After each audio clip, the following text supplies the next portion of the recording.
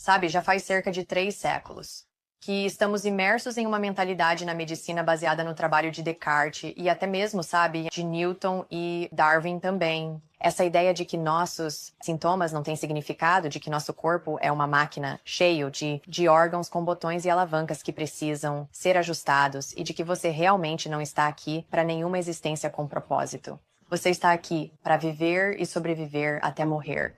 A medicina, sendo derivada da física newtoniana, vê o corpo como um dispositivo físico e que, se há algo de errado com ele, isso é consequência de um problema na mecânica de uma máquina física. E eu digo, bem, isso é realmente interessante até 1925. Em 1925 surgiu uma nova física, a física quântica. O que é tão relevante na física quântica? Bem, ela dizia que aquele reino de energia invisível que existia lá fora, que nós não considerávamos nem mencionávamos na medicina, porque era só o corpo físico. Na verdade, nossa percepção do que é físico é uma ilusão. Não existe nada físico de fato. Tudo é energia. Se você olhar para qualquer parte do seu corpo com um microscópio, digamos, sua mão, e olhar dentro da sua mão, você encontra células. Você olha dentro das células, encontra o seu DNA no centro da célula. Você olha dentro do DNA, encontra átomos. Você olha dentro dos átomos, não há nada lá. Há prótons, nêutrons, elétrons.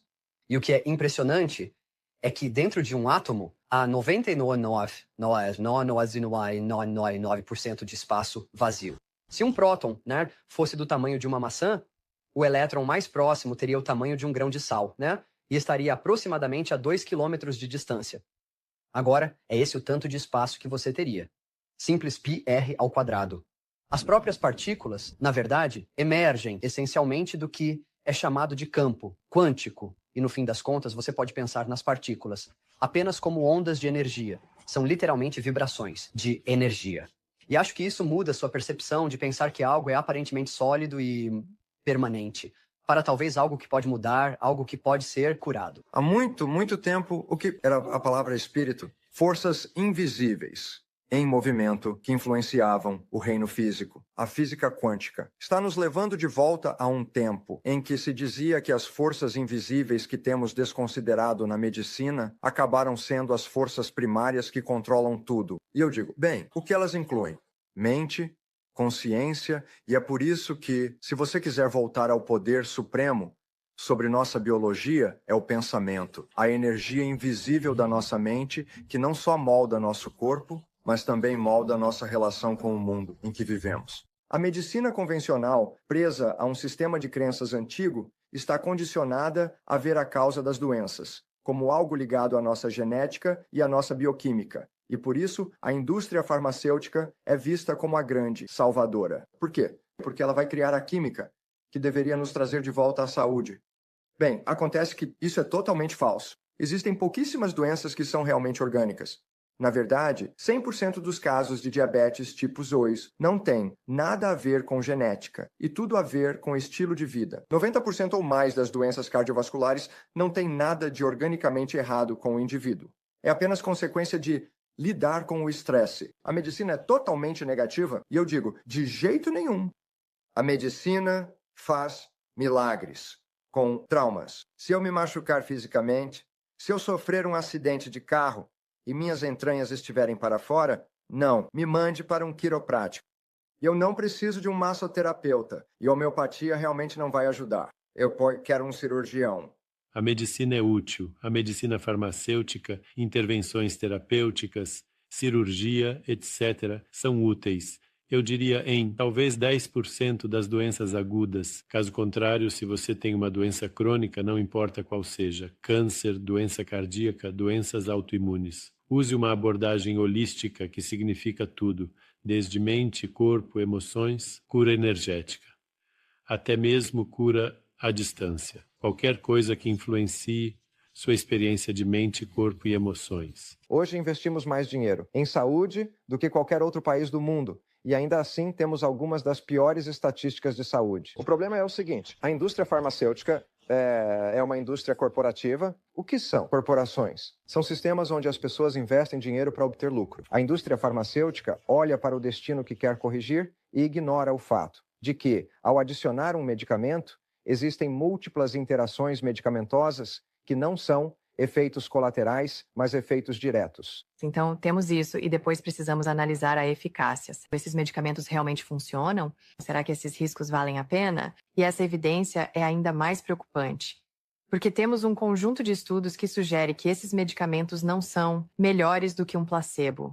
Placebo, claro, que não acarretaria, você sabe, esses mesmos riscos. E então, há a questão maior do que você está abrindo mão. Ao escolher gerenciar seus sintomas dessa forma. Então, digamos que em um ensaio típico você pode dar um medicamento para 100 pessoas, para mostrar que ele funciona. Você também precisa dar um placebo para 100 pessoas, mas para fins de comparação. E pode ser que, por exemplo, 75 pessoas melhorem com o medicamento, mas não é incomum que 40, 50, 60, 70, 74, às vezes até 75 pessoas também melhorem com o placebo, porque acham que estão recebendo o medicamento. O que vemos aqui é que a própria crença altera a biologia, e eu acho que isso não é ensinado o suficiente nas faculdades de medicina. Então, como é possível que você dê a alguém um comprimido de açúcar, uma injeção de soro fisiológico, ou realize alguma cirurgia ou tratamento falso e uma certa porcentagem dessas pessoas aceite, acredite e se entregue ao pensamento de que está recebendo a substância ou tratamento real, e elas começam a programar seu sistema nervoso autônomo para produzir sua própria farmácia de substâncias químicas, que correspondem exatamente à substância que elas acham que estão tomando. A questão é a substância inerte que está promovendo a cura, ou é a capacidade inata do corpo de se curar? Bem, todo mundo parece estar ciente do efeito placebo, o resultado do pensamento positivo. A pergunta importante é: qual é a consequência do pensamento negativo? Adivinha só? É igualmente poderoso em influenciar sua vida, mas atua na direção oposta. Enquanto o placebo, o pensamento positivo, pode te curar de qualquer coisa, o nocebo, a crença negativa, pode, na verdade, causar qualquer doença. E pode causar a morte só porque você acredita nisso.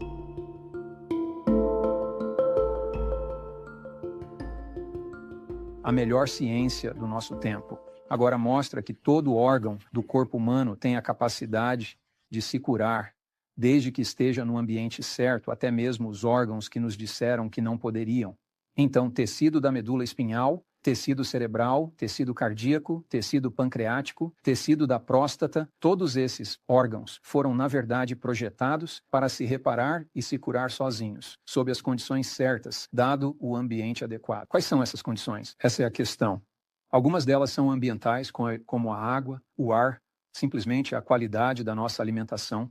Algumas delas podem ser químicas, como os suplementos que tomamos, e alguns dos produtos à base de ervas que nossos ancestrais conheciam e usavam, com grande sucesso para curar seus corpos, muito antes da medicina moderna existir. E eu acho isso interessante. O que realmente me fascina é o ambiente interno, e esse é o ambiente sobre o qual Buda nos falou, de forma tão eloquente. E Buda disse que todo homem e toda mulher é o arquiteto da sua própria cura, e do seu próprio destino. Existe uma inteligência natural que guia essas células do embrião até o bebê. Há uma inteligência natural que transforma a bolota em um carvalho. Existe uma inteligência natural que mantém os planetas girando ao redor do Sol. Nós não teríamos conseguido evoluir sem um mecanismo que nos permite suportar impactos.